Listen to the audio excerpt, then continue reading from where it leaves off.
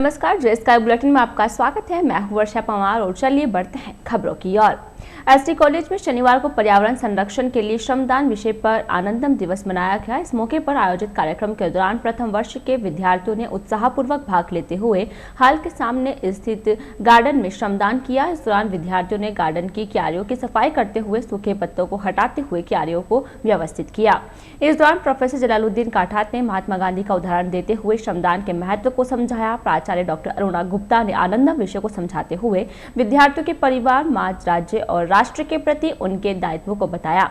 प्राचार्य doctor Aruna Gupta, professor MD Upadhyay, doctor Bindu Tiwari तथा professor Jalaluddin Kathat ने वृक्षारोपण कर छात्रों को इस हेतु प्रोत्साहित किया।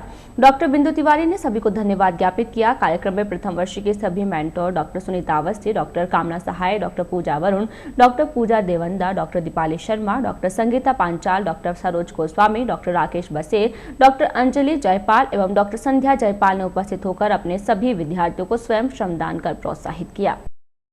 रोटरी इंटरनेशनल के 116 वर्ष पूर्ण होने के उपलक्ष्य में तथा रोटरी क्लब ब्यावर की स्थापना के 55 वर्ष पूर्ण होने के मौके पर क्लब पदाधिकारियों की ओर से शनिवार को विभिन्न सेवा कार्यों को अंजाम दिया गया। इस मौके पर क्लब पदाधिकारियों की ओर से शुक्रवार सुबह गौ सेवा करते हुए मसूदा रोड गौशाला में गौ माता को हरा चारा खिलाया गया। इस मौके पर पदाधिकारियों ने उदयपुर रोड स्थित कृषि मंडी चौराहे के यहाँ निवास करने वाले खानाबदोश परिवार के लोगों को भोजन करवाया। सेवा कार्यों के दौरान जगदीश रायपुरिया, दिलीप भंडारी, विकास डेडिया तथा विनेश चाह आदि मौजूद थे।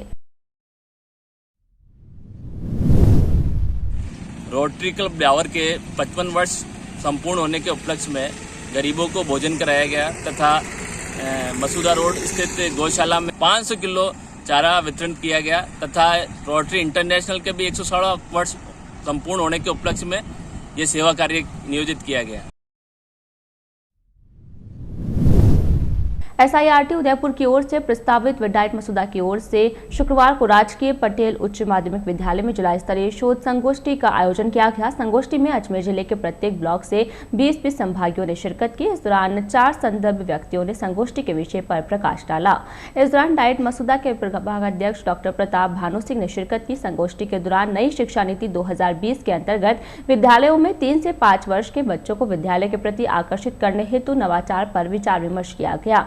संगोष्ठी में प्रस्तावित नवाचारों को विद्यालय में क्रियान्वित किया जाएगा ताकि बच्चों का रुझान स्कूलों की ओर बढ़ सके। संगोष्ठी के दौरान नरेंद्र सिंह रावत, कमलकांत किंगर, राजेश कुमार डेटानी तथा सुरेश कुमार फुलवारी सहित अन्य ने इस विषय पर अपने अपने विचार रखे। इस दौरान बाल वाटिका नवाचार की उपादेयता विषय पर भी अपने अपने विचार रखे गए। संगोष्ठी समापन के मौके पर संस्था प्रधान राजेश जंदल तथा गुरुशरण गोयल ने धन्यवाद ज्ञापित किया। पटेल माध्यमिक विद्यालय में एक बाल वाटिका से संबंधित कार्यशाला के लिए उपस्थित हुए हैं। इसमें अजमेर जिले के सभी ब्लॉक से 20 संभागी और 4 संदर्भ व्यक्तियों ने भाग लिया है। इस कार्यशाला में जो नई शिक्षा नीति है उसके मुताबिक 3 से 5 वर्ष आयु वर्ग के जो बच्चे हैं उनके लिए बाल वाटिकाओं के द्वारा विद्यालय से जोड़ने का कार्यक्रम लागू किया गया है और यही हमारे शोध का विषय भी है कि किस प्रकार से वो बच्चे विद्यालयों से जुड़ेंगे और विद्यालयों में नामांकन की वृद्धि होगी। और हम अगले कुछ वर्षों में जो शिक्षा का निजीकरण हो रहा है उसको राजकीय विद्यालयों में नामांकन वृद्धि करके और उसे थोड़ा बढ़ा पाएंगे। राजस्थान राज्य पथ परिवहन के ब्यावरागार की बस धुलाई मशीन के विगत 2 वर्षों से खराब होने के कारण बस धुलाई के दौरान परेशानियों का सामना करना पड़ रहा है। इसके साथ ही समय की भी बर्बादी हो रही है। बताया जा रहा है कि रोडवेज प्रबंधन की ओर से पूर्व में नई मशीन को लेकर एक प्रस्ताव भी मुख्यालय को भेजा गया था, लेकिन अब तक उस पर कोई कार्यवाही नहीं हुई।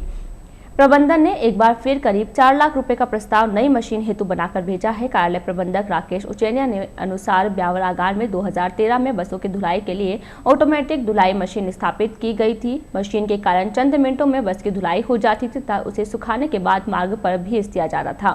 वर्ष 2019 में उक्त मशीन पानी के संपर्क में रहने के कारण जंग लगकर खराब हो गई। मशीन के खराब होने के कारण कर्मचारियों को हाथों से ही बसों की धुलाई करनी पड़ रही है, जो काफी दिक्कत भरा काम है और साथ ही समय भी ज्यादा लग रहा है। उचेनिया ने बताया कि पूर्व में भेजे गए प्रस्ताव पर अब तक अमल नहीं होने के कारण विगत दिनों एक बार फिर नया प्रस्ताव मुख्यालय को भेजा गया है। प्रस्ताव को मंजूरी मिलते ही और बजट स्वीकृति के पश्चात आगार में नई बस धुलाई मशीन लगाई जाएगी ताकि कर्मचारियों को होने वाली परेशानियों से छुटकारा मिल सके। उपखंड अधिकारी श्वेता चौहान के निर्देशन में शुक्रवार को राजकीय पटेल उच्च माध्यमिक विद्यालय के सभागार कक्ष में ठोस कचरा प्रबंधन विषय पर ब्यावर शहर के युवा अभियंताओं द्वारा स्टार्टअप अंतर्गत कंपनी क्लीन इट द्वारा स्वच्छता का संदेश देने हेतु ओरिएंटेशन कार्यक्रम का आयोजन किया गया। कोविड-19 सेल प्रभारी शलभ टंडन ने बताया कि वर्तमान परिप्रेक्ष्य में ठोस कचरा प्रबंधन की आवश्यकता दिन प्रतिदिन बढ़ती ही जा रही है। अगर आज हमने इस पर नहीं सोचा तो भविष्य में हमें माफ नहीं करेगा। इसके लिए आवश्यक है कि 4 और रिड्यूस, रीयूज, रिसाइकल व रिफ्यूज पर काम किया जाए। आज की युवा पीढ़ी कचरा प्रबंधन की दिशा में अगर सोचने लगे वह दिन दूर नहीं कि हम कचरे से निजात पा सकेंगे और कचरे से ही कमाई कर सकेंगे। इस उद्देश्य से आज यह ओरिएंटेशन कार्यक्रम रखा गया है। टंडन ने बताया कि वर्तमान में अभियांत्रिकी स्नातक करके निकले हैं, उनके द्वारा जो स्टार्टअप क्लीन इट कंपनी के द्वारा किया जा रहा है, उनकी सोच ब्यावर शहर के जन जन तक पहुंचाने के उद्देश्य से नगर परिषद ब्यावर के समस्त अधिकारियों एवं शाला स्टाफ के समक्ष युवा पीढ़ी को जागरूक करने के उद्देश्य से यह कार्यक्रम आयोजित किया गया। इस दौरान सभापति नरेश कनौजिया ने कहा कि सभी विद्यार्थी आज यह प्रण ले कि कम से कम कचरा करेंगे और जो कचरा कर भी रहे हैं तो उसका निस्तारण भी सुव्यवस्थित रूप से करें।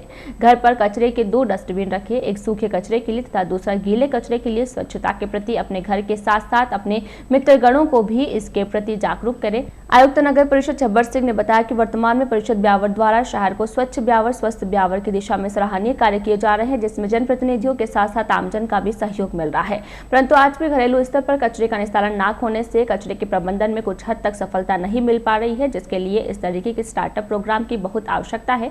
इस दौरान नगर परिषद के सहायक अभियंता चिराग गोयल ने विद्यार्थियों को अवगत कराया कि हमारे ब्यावर शहर में ठोस कचरा प्रबंधन के लिए कचरा निस्तारण एवं उपचार हेतु केंद्र अभी चल रहा है। विद्यार्थियों को आग्रह किया कि कपड़े के ठेलों का उपयोग रोजमर्रा के कार्यों में अधिक से अधिक किया जाए और हम ब्यावर को पॉलीथीन मुक्त करने की दिशा में कार्य करें। दूध की थैली जिसको हम कचरा समझते हैं बाजार में 10 रुपए किलो बिकती है। नगर परिषद ब्यावर कचरे से रोजगार के अवसर बढ़ाने की दिशा में कार्य कर रही है। कार्यक्रम का मंच संचालक सह प्रभारी खीमराज कटारिया द्वारा किया गया। मुख्य अतिथि के रूप में सभापति नरेश कनौजिया, विशिष्ट अतिथि के रूप में आयुक्त छब्बर सिंह, सहायक अभियंता चिराग गोयल, कोविड सेल प्रभारी शलभ टंडन के साथ व्याख्याता Gurucharan Goyal, Mohanlal, Kishan Vaishnav, Narendra Gehlot, Kanhaiyalal Punjabi, Kalyanmal Sonal, startup clean it company के सदस्य हिमांशु बांसरे, रवि गहलोत, विरांची तिवारी द्वारा चलचित्र एवं पीपीटी के माध्यम से विद्यार्थियों को स्वच्छता के प्रति जागरूक किया।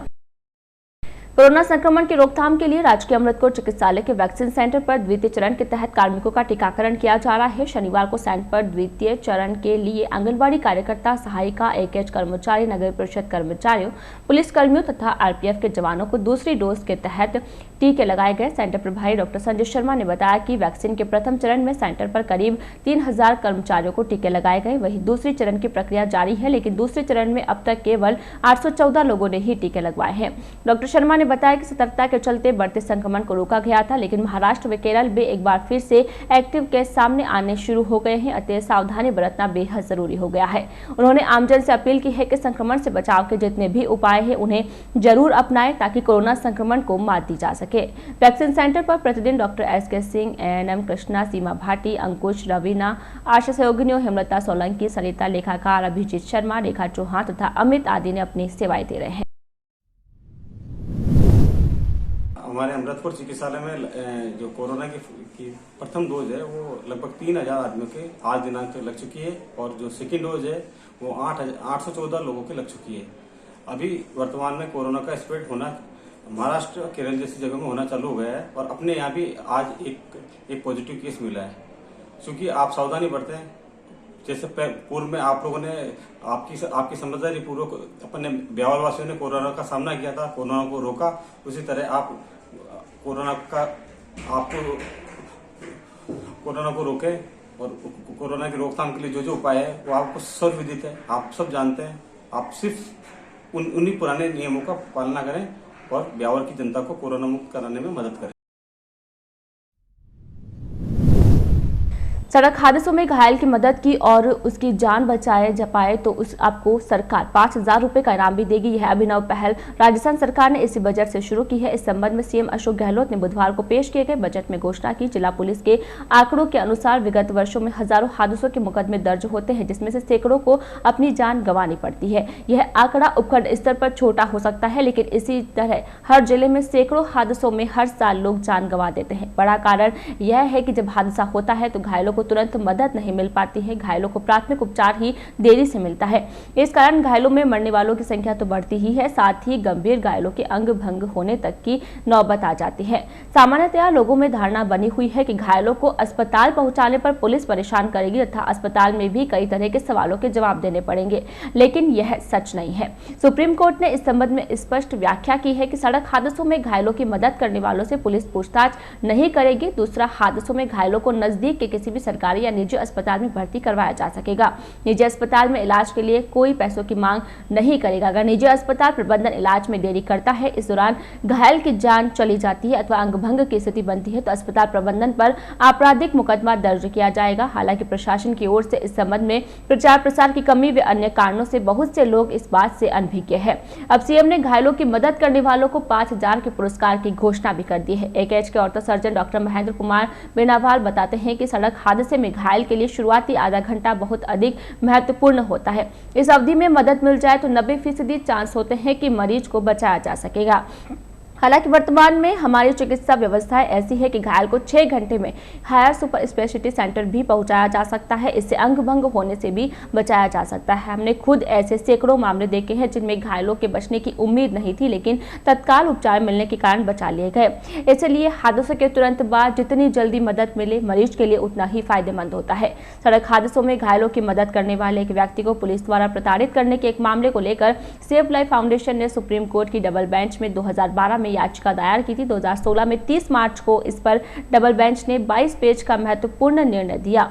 जस्टिस वी गोपाला गोवदा व जस्टिस अरुण मिश्रा की बेंच ने व्यवस्था की कि देश में सड़क हादसों में घायलों को अस्पताल पहुंचाने वाले नागरिकों से पुलिस पूछताछ नहीं करेगी। यह भी कहा कि हादसे के तुरंत बाद का समय गोल्डन पीरियड होता है, जिसमें सार्थक मदद मिले तो घायलों की जान बचाई जा सकती है।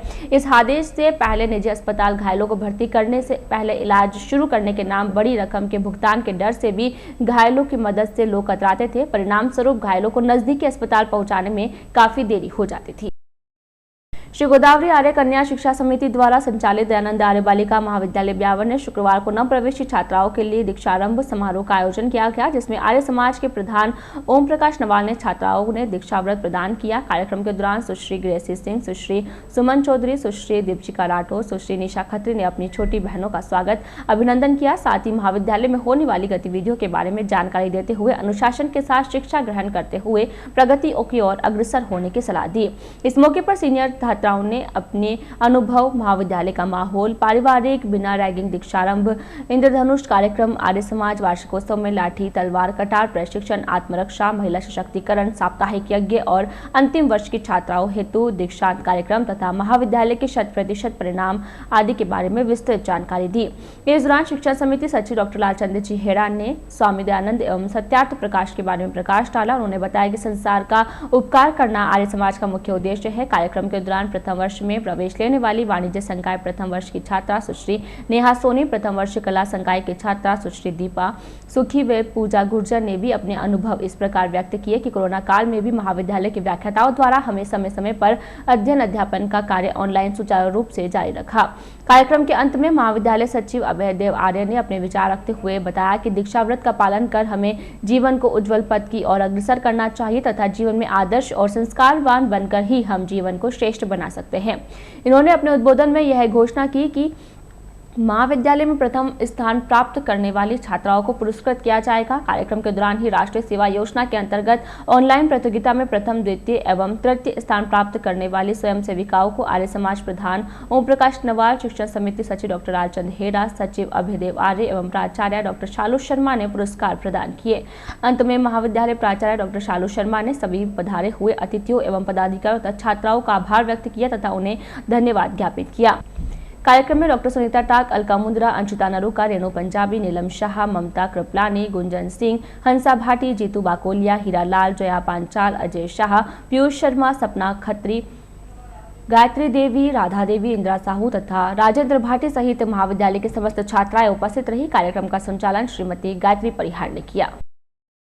श्री साहू समाज नवयुवक मंडल की ओर से हर वर्ष की भांति इस वर्ष भी क्रिकेट प्रतियोगिता का आयोजन किया जा रहा है। आगामी 3 मार्च तक आयोजित होने वाली प्रतियोगिता का शुभारंभ शनिवार को शहर के बलार रोड स्थित खेल मैदान पर किया गया। प्रतियोगिता का शुभारंभ साहू समाज अध्यक्ष रमेश जादव, गुड्डू सिसोदिया, माणक चंद जादव, नैनोराम जादव, ललित आसरवा तथा नवयुवक मंडल अध्यक्ष रामू धावा ने फीता काटकर किया। प्रतियोगिता शुभारंभ के मौके पर 2 टीमों के बीच टॉस करवाया गया, जिसमें टॉस जीतकर शिवा क्लब ने गेंदबाजी का निर्णय लिया।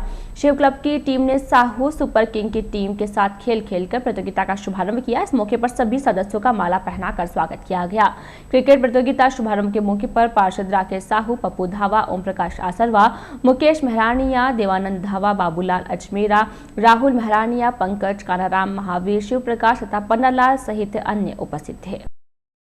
भारतीय जनता पार्टी मंडल प्रशिक्षण शिविर योजना 2021 के तहत शनिवार को भाजपा नीलकंठ महादेव मंडल के नेतृत्व में 2 दिवसीय प्रशिक्षण शिविर का आयोजन किया गया। शहर के दिलवार रोड स्थित राधाकुंज गार्डन में आयोजित शिविर में उद्घाटन सत्र के मुख्य वक्ता विधायक वासुदेव देवनानी तथा देहात जिला अध्यक्ष देवीशंकर भूतरा रहे। शिविर का शुभारंभ श्यामा प्रसाद मुखर्जी, पंडित दीनदयाल उपाध्याय व भारत माता के चित्र पर माल्यार्पण व दीप प्रज्वलित कर किया गया। इसके पश्चात विधायक देवनानी ने परिवार विषय पर विस्तृत प्रकाश डालते हुए पार्टी के विस्तार, संस्कृति, असभ्यता, संस्कार, संगठन की पद्धति तथा राष्ट्र निर्माण पर अपना गंभीर उद्बोधन दिया। जिलाध्यक्ष भूतरा तथा पूर्व जिलाध्यक्ष नवीन शर्मा ने 2014 के बाद देश की राजनीति में बदलाव एवं हमारा दायित्व विषय पर अपने विचार रखे। इसी प्रकार भाजपा जिला उपाध्यक्ष वीरेंद्र सिंह कानावत ने भारत वैचारिक मुख्य धारा हमारी विचारधारा पर अपना उद्बोधन दिया। पूर्व जिला प्रमुख वंदना नोगिया ने भाजपा सरकार की महत्वपूर्ण योजनाओं तथा उपलब्धियों पर प्रकाश डाला। पुष्कर विधायक सुरेश सिंह रावत ने भाजपा का इतिहास एवं विकास पर अपने विचार रखे। शिविर के अंत में भाजपा नीलकंठ महादेव मंडल अध्यक्ष डोंगर सिंह रावत ने सभी प्रशिक्षणार्थियों का आभार व्यक्त किया। प्रशिक्षण शिविर में नीलकंठ महादेव मंडल प्रभारी तिलक सिंह रावत, प्रशिक्षण शिविर संयोजक कमांडर दाऊद सिंह भाटी सहित 85 प्रशिक्षणार्थियों ने भाग लिया। शहर में बीएसएनएल के एक सेवानिवृत्त जयन एसबीआई बैंक के खाते से 10,000 रुपए की राशि ऑनलाइन निकलने की धोखाधड़ी के शिकार हुए हैं। धोखाधड़ी की जानकारी के जयन बैंक तथा थाने के चक्कर काट रहे हैं, लेकिन उन्हें किसी भी प्रकार से कोई संतोषप्रद जवाब नहीं मिल रहा है। बीएसएनएल के सेवानिवृत्त जयन विजय सिंह सिसोदिया ने बताया कि शनिवार को सुबह 10 बजे उनके पास एसबीआई शाखा के मैनेजर के नाम से रणजीत सिंह नाम के एक व्यक्ति का फोन आया था। फोन पर उसने उन्हें खाते की सारी जानकारी देते हुए बताया कि क्या आप खाते से ऑनलाइन लेन देन करते हैं। बातचीत के दौरान रणजीत सिंह ने यह भी बताया कि उनके खाते से 2 बार में 2-2 हजार की राशि ऑनलाइन आहरित की गई है। क्या इसकी जानकारी उन्हें है? सिसोदिया ने बताया कि बातचीत के दौरान जब उन्होंने रणजीत सिंह से पूछा कि उसके बारे में और को जानकारी चाहिए और पूछा कि बैंक इस प्रकार की जानकारी किसी उपभोक्ता से न तो लेता है और न ही देता है, तो फिर आपने फोन क्यों किया? साथ ही बैंक आकर सारी जानकारी लेने की बात कही तो उसने बदतमीजी से बात करते हुए फोन काट दिया। सिसोदिया ने बताया कि उसके बाद उनके खाते से 10,000 रुपए की राशि आहरित होने का संदेश मिला। संदेश मिलते ही सिसोदिया बैंक पहुंचे था। बैंक मैनेजर से बातचीत करते हुए सारे घटनाक्रम से अवगत कराया। पहले तो टालमटोल की स्थिति बनी रही, लेकिन दबाव देने के बाद बताया गया कि उसके खाते से 10,000 रुपए की एफडी हो गई है, जिसे आप कभी भी निकाल सकते हैं। इस पर सिसोदिया ने आपत्ति जताते हुए कहा कि बिना किसी उपभोक्ता की सहमति के बैंक ऐसा कैसे कर सकता है, तो उन्हें बैंक मैनेजर ने उन्हें थाने में जाकर शिकायत देने की बात कही। पीड़ित सिसोदिया जब इस प्रकरण को लेकर थाने पहुंचे तो वहां पर मामला बैंक का होना बताते हुए बैंक से ही संपर्क करने की बात कही। इसके बाद पीड़ित पुनः बैंक पहुंचा तथा बैंक सेवाओं में दोषी ठहराते हुए उसके खाते से आहरित 10,000 रुपए की राशि पुनः लौटाने की मांग की। मानसिक रूप से परेशान पीड़ित को किसी प्रकार की कोई राहत नहीं मिलने पर उन्होंने अपने खाते के योनो ऐप को बंद करने का आवेदन बैंक प्रबंधन को दिया है। साथ ही उन्होंने बताया कि वे इस प्रकरण को लेकर बैंक को उच्च प्रबंधन को शिकायत करेंगे। आज सुबह 11 साढ़े 11 के आसपास मेरे पास में एक कॉल आती है किसी रणजीत सिंह नामक व्यक्ति की, शायद वो बंगाली या ऐसा ही लग रहा थी उसकी लैंग्वेज से। उसने बताया कि मैं बैंक मैनेजर हूं, ब्यावर से बोल रहा हूं और आपके खाते से 2-2 हजार रुपए जो ट्रांजेक्शन हुए, क्या वो आपकी सहमति से हुए हैं क्या? और ये तो कोई बैंक वाला पूछता नहीं है, ये मैं भी जानता हूं। ना तो उसने मेरा सीवीवी नंबर पूछा, ना कार्ड नंबर पूछा, ना कोई ओटीपी। डायरेक्ट उसने मेरा अकाउंट नंबर बता दिया और मेरी उससे बात, मैंने कहा भाई तुम कौन बोल रहे हो, तुम मुझसे बड़ी बदतमीजी से बात करी, अभद्रता से बात करी। तब मैंने उसको क्लियर कहा कि मैं अभी बैंक आता हूँ और तेरी ठुकाई करूंगा। उसने फोन कट कर दिया, मैंने भी फोन कट कर दिया। उसके बाद मैं जब बैंक पहुंचा तो बैंक मैनेजर ने इस पे कोई मतलब राहत नहीं बताई कि भाई काफी तहकीकात दबाव देने पर बैंक मैनेजर ने बताया कि आपका पैसा जो है आपके खाते में एफडी हो गया। मजेदार बात यह कि मैं रिटायर्ड पर्सन हूं, मेरा सेविंग अकाउंट है, उसमें से मेरी सहमति के बगैर अकाउंट में एफडी कैसे हो गया?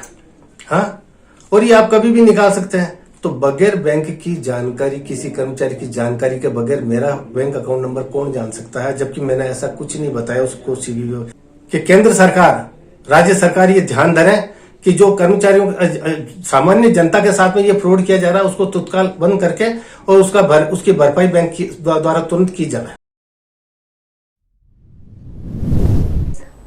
आज के इस बुलेटिन में फिलहाल इतना ही। पूरी टीम के साथ दीजिए इजाजत, फिर मिलेंगे। नमस्कार।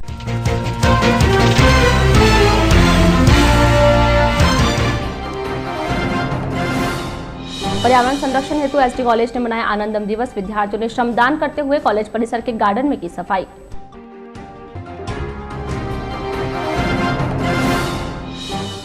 रोटरी क्लब ब्यावर ने मनाया स्थापना दिवस। गौ सेवा के साथ साथ जरूरतमंदों को करवाया भोजन।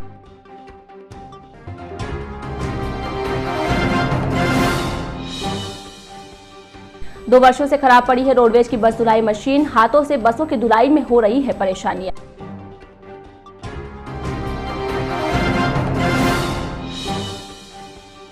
और नीलकंठ महादेव मंडल का 2 दिवसीय प्रशिक्षण शुरू। पार्टी के विभिन्न वक्ताओं ने दिया अपना उद्बोधन।